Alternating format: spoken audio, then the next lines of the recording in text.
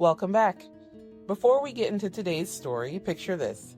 You're walking down the main street of a village in northeastern Spain sometime in the 1970s. Half the houses have their shutters closed, and nobody answers if you knock. Above the village, the hillsides are covered in vines, some of them more than 100 years old, and almost nobody is tending them anymore. This isn't a village that never had wine. It's a village that gave up on it. And the reason people gave up is the same reason, 40 years later, that people came back. This is Priorat, in the hills of Catalonia, behind the city of Tarragona. The rock underfoot is called llicorella, black slate shot through with vines of quartz, and it is, by most standards, a terrible place to grow anything. It holds almost no water, and it's steep enough that the slopes have their own name, the coasters, and machinery can't work most of them. A vine planted here has to send roots down through cracks in solid rock, sometimes 20 meters, just to find enough moisture to survive. The Carthusian monks of Escalade were the first to plant vines on this rock, roughly 900 years ago. They weren't chasing a wine style. They were doing what monks in hard landscapes have always done, which is finding out what the ground would allow. For centuries, that was enough. People farmed the coasters by hand, made wine that stayed mostly local, and the villages held on. Then, in the late 19th century, phylloxera tore through European vineyards, and Priorat was hit as hard as anywhere else. Replanting on this rock by hand on this gradient made no economic sense, and for the next 100 years, fewer and fewer people chose to do it. By the 1960s and 70s, the arithmetic had become impossible. The yields were so tiny. The labor was brutal. A person could leave for a factory job an hour away and work a fraction as hard for more money. So people left, not all at once, but steadily, one household at a time, until entire villages were half empty and the old vineyards were quietly going back to scrub.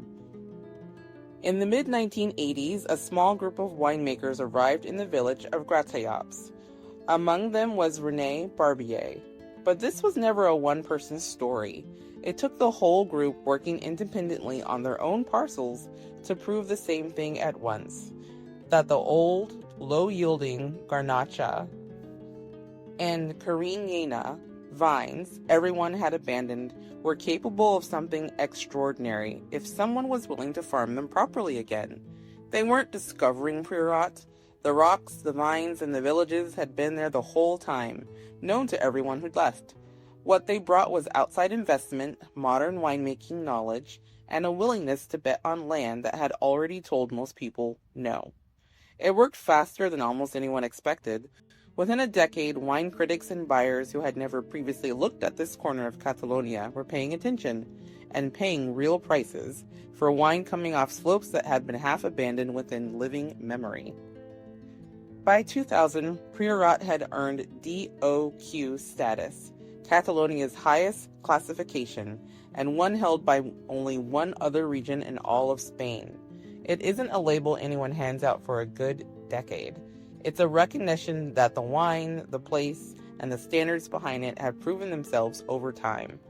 You'll sometimes hear that llicorella itself passes minerality directly into the glass, and that the slate somehow flavors the wine. That claim goes further than the current science supports. What the rock does is punish the vine, force deep roots, limit yields, concentrate whatever the grape produces. The starkness in the glass is real. Whether it comes from the rock's chemistry or from everything the rock puts the vine through is a more honest and more interesting question than the easy version of the story. Priorat reds are some of the darkest, most concentrated wines you'll find anywhere.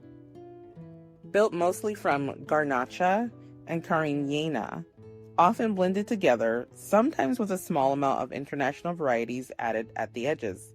They're not subtle wines, but they're not meant to be. They're the direct result of vines that had to fight for everything they got on a piece of ground that told several generations of people it wasn't worth the trouble, until 5 of them decided to find out for themselves. I hope you enjoyed the story about Priorat. Follow along for wine short stories every weekend and longer ones like this every Monday.